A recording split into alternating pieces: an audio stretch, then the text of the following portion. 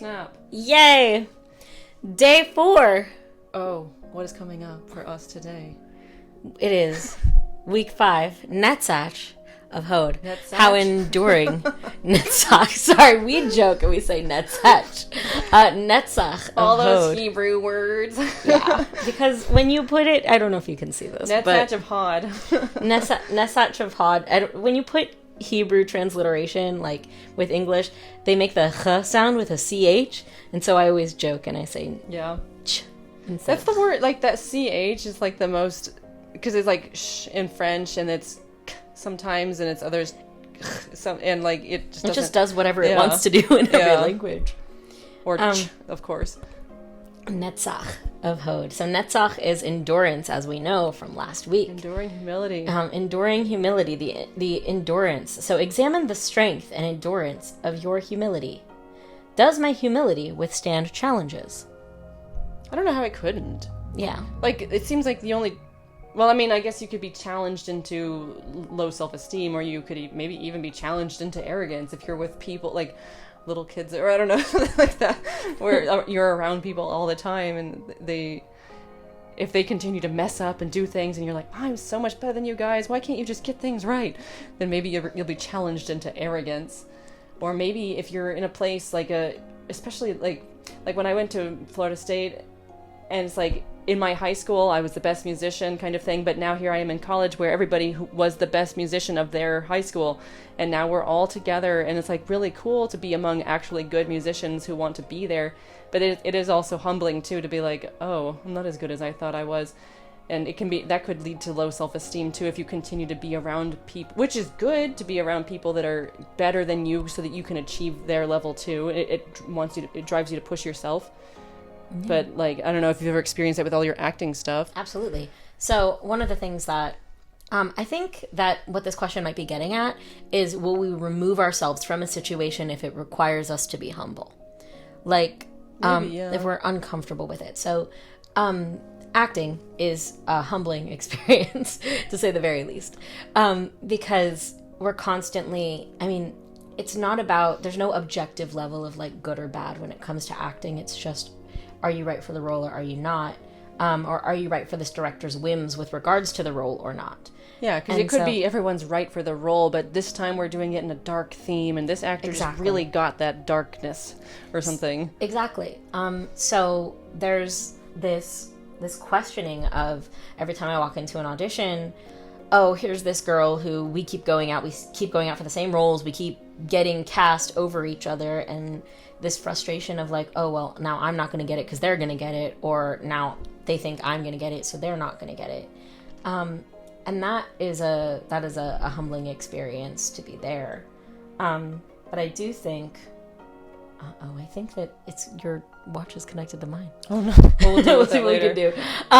But this aspect of the challenge of the humility, like, can it withstand the challenge? And I mean, I still act, so I guess it can withstand it. I guess I have the endurance. Yeah, I understand. Okay, yeah, I see what you mean by that. Yeah. Am I firm in my positions, or do I waffle in the name of humility? Do I say, oh, I could be wrong about this, when I don't mean that waffle. I actually could be wrong about it? I like the word waffle. Me too. I just love when people use that as a verb. Am I wrong in my positions and do I waffle?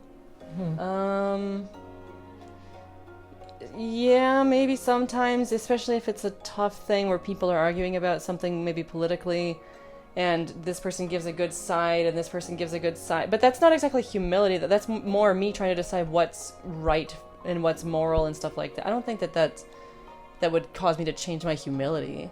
No. Like, it's not like I'm talking down to myself to be like, well, you thought wrong because this side is actually the better one. They gave the best examples, and it's not like I was like mad at myself for not knowing this or something. And it's like I learned something new. But so maybe that's not the best example. I don't know. No. I don't think I waffle in my humility. I don't think I waffle in my humility either. Or do I waffle in my positions because of my humility? No. Well, no. Humility and modesty should not cause one to feel weak and insecure. Netzach of Hod underscores the fact that true humility does not make you into a doormat for others to step on. On the contrary, humility gives you enduring strength. is my humility perceived as weakness? So maybe with the waffling thing, then it could be like if someone's really good and confident, but then when this person comes in, like, I don't know, their boss, their parent, something like that, then they suddenly become really bad. And so it's like, here they are talking to their friends, like, I'm going to stand up to my dad. And then the next time dad comes in the room, it's like, oh, okay, well, I'll just talk and be quiet. And so maybe that's what I could see as far as going back to the waffling question. But then for the other one, can you read it again? Yeah. Is my humility perceived as weakness? No one's ever told me that. Yeah. Like, I don't see... A lot of these seem to be really self-evident. And so I'm like, how could your humility go away? Or, like, not endure? How could it not endure? It seems to be a part of me. Maybe that's just because it's not part of your spiritual curriculum. Yeah. Like, humility is not something that you Well, actively I did struggle have to learn to take up the right space and not be, like, low self-esteem and Yeah. whatever, to be more confident. But then also I've always been confident in my talents. The things that I'm not confident in sometimes are, like, social skills. And so, I don't know. Like, yeah, I can see strength or compassion needing endurance, but, like, it's hard to think of humility needing endurance. Yeah.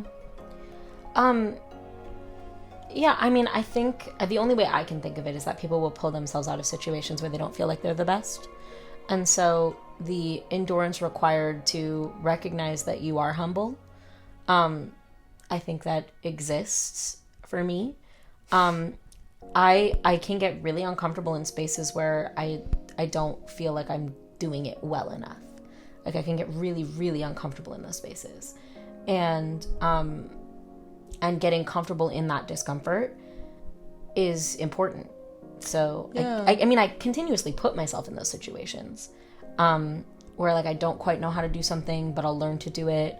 Those kinds of things. I always put myself in those situations because I want to learn and I want to grow and I want to be uncomfortable so that I can become comfortable later. Yeah, that makes me think of, I was on Reddit and there's, like, the unpopular opinion subreddit, and this person was like, you should be allowed to quit tasks if you aren't immediately bad at it. And I was like, this is a truly unpopular opinion in my head, because Yes. like, no, you shouldn't. And, like, everyone's bad at things in the beginning, and, like, if you think about the child mindset, like, children don't care that they're bad at things. Right. Like, they get better, and, like, you get better at like, I started a leather carving this year in January, and, like, some of the things were not self-evident, and, like, everybody was messing up, and, like, I'd see this one other guy who had a little bit more experience because he tried working on it before, like, doing so much better than me, and I did feel the frustration, but also I was like, okay, this is a totally new thing. I've never done anything like this before. It's not the same as painting. It's not the same as anything, and I guess it'd be closer to wood carving, but even that would be a little different.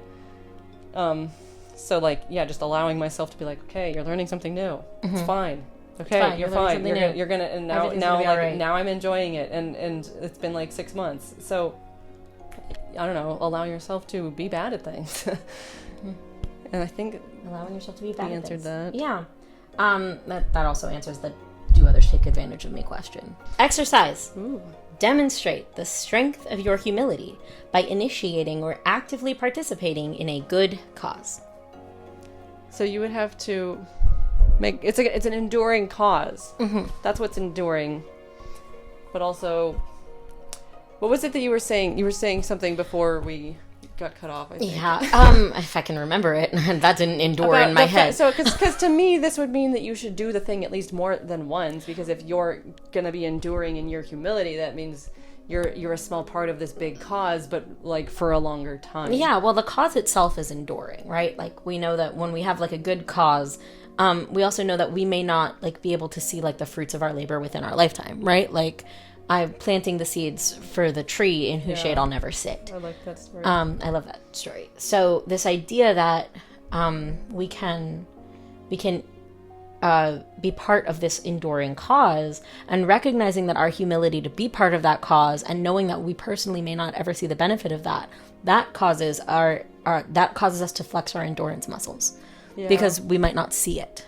And I think an easy way to get involved with anything is just to donate money. Like, if you can't go out and you can't leave your house, or, like, you don't have a car, and so it's not easy for you to get places, then you can go online and, like, oh, I care about the environment. I'm going to find someone that is doing good work and supporting environmental stuff, and that I can donate to them. I mean, for me, it's as easy as, because like if you don't have the finances to be able to do that, learn about a cause, right? Learn about a cause and become an advocate for said cause. Saying that I care about the environment and here's the one way that I'm handling the thing that I can do, picking one thing to do, or getting to be part of a community that is working towards that kind of important cause. Yeah, I felt like, because I last year did some stuff with a group called LA Voice. It's like an interfaith thing that they'll choose like one thing to work on and then work towards that and go to Sacramento and lobby and whatever. And so Love that. like the issue was these 2 bills, I think it was maybe 3 bills, different ones about homelessness and different things like tenant evictions kind of stuff. And like, so it really showed me how, oh wow, like no wonder, like, because I get so down on myself and I'm like, I'm just one person, how am I ever going to change the world? But when you find a group like that, it does feel empowering, because you're like, I'm not just one person. Like, they have resources, they have like a whole system set aside to actually make change happen. And so like that is, I guess, a humbling thing to be like, no, I can't change the world alone. But yes, I can with a lot of other people, and to be a part of something big, you can definitely get things happening. Yeah. So yeah, thank you. We did it. We did it. So Endurance of Hod. We will see you tomorrow, and we'll come back for Hod itself, looking at humility. Hod of Hod.